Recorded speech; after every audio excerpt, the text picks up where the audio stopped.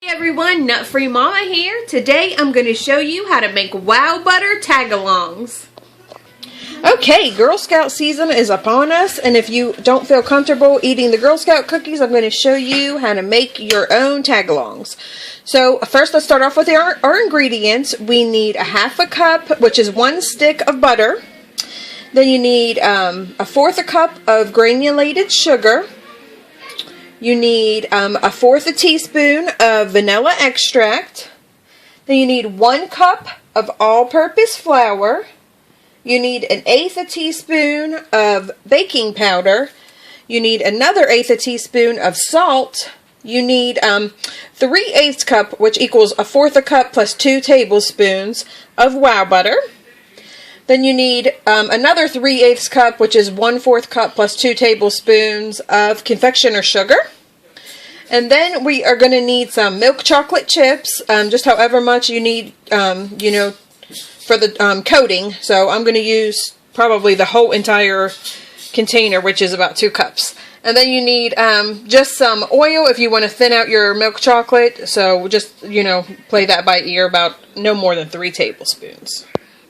Okay, so our first step is going to be make sure your butter is softened. I just popped mine in the microwave for about 20 seconds or less. You don't want it to be melted, but you do want it to be soft.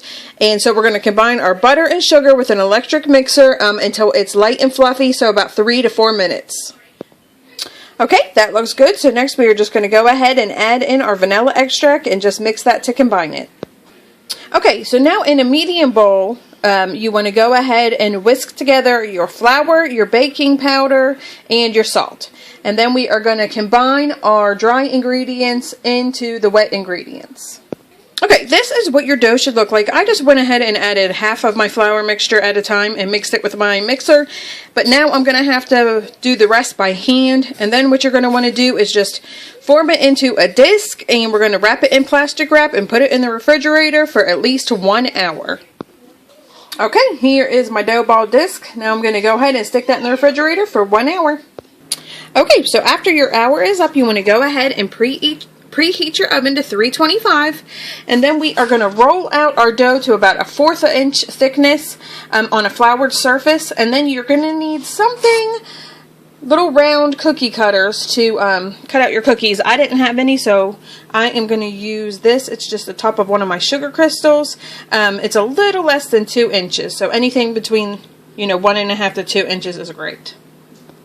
Okay, these are ready to go into the oven, and I was able to get 45 out of my dough. So we are going to go ahead and cook those. It says 20 to 25 minutes.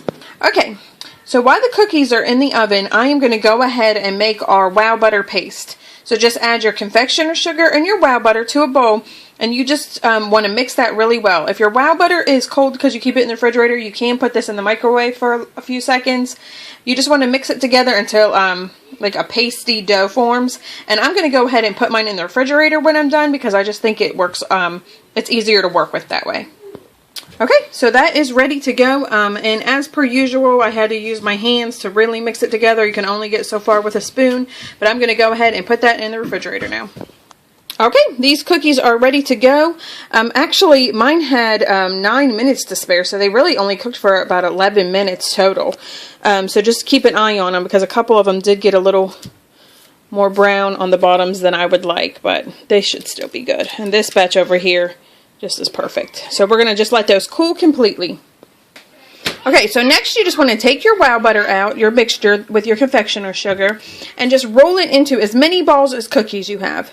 As you can see, they're very tiny little balls. I only had enough to do not even 40, so I'm not sure if you just want to make more of this mixture of your wow butter.